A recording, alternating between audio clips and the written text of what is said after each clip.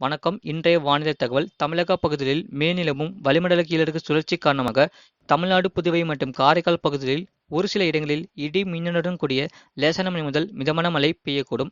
கனமழை பெய்யக்கூடிய மாவட்டங்கள் நீலகிரி, கோயம்புத்தூர், திருப்பூர், திண்டுக்கல், தேனி, ஈரோடு, கிருஷ்ணகிரி, தருமபுரி, சேலம், நாமக்கல், கரூர், திருச்சிராப்பள்ளி, புதுக்கோட்டை, பெரம்பலூர், அரியலூர், தஞ்சாவூர், திருவாரூர், நாகப்பட்டினம், மயிலாடுதுறை, கடலூர், கள்ளக்குறிச்சி, விழுப்புரம், திருப்பத்தூர் மாவட்டங்கள் மற்றும் புதுச்சேரி மற்றும் காரைக்கால் பகுதிகளில் ஓரிரு இடங்களில் கனமழை பெய்ய வாய்ப்புள்ளது.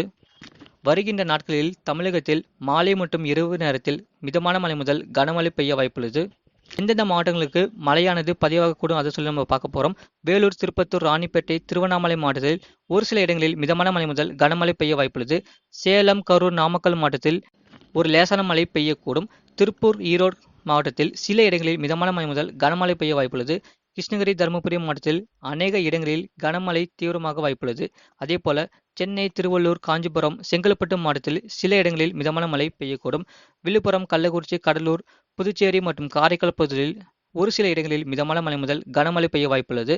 தஞ்சாவூர், திருவாரூர், நாகப்பட்டினம், அரியலூர், பெரம்பலூர், திருச்சிராப்பள்ளி, மயிலாடுதுறை மாவட்டத்தில் கனமழை தீவிரமாக வாய்ப்புள்ளது. புதுக்கோட்டை மாவட்டத்தில் சில இடங்களில் மிதமான மழை முதல் கனமழை பெய்ய வாய்ப்புள்ளது. நீலகிரி மற்றும் கோயம்புத்தூர் மாவட்டத்தில் சில இடங்களில் மிதமான மழை முதல் கனமழை பெய்ய வாய்ப்புள்ளது. தேனி, தென்காசி, விருதுநகர் மாவட்டத்தில் சில இடங்களில் மிதமான மழை முதல் கனமழை பெய்ய வாய்ப்புள்ளது. வரும் நாட்களில் மழை தீவிரமாக வாய்ப்புள்ளது. மதுரை, திண்டுக்கல், சிவகங்கை மாவட்டத்தில் ஒரு சில இடங்களில் மிதமான மழை பெய்யக்கூடும்.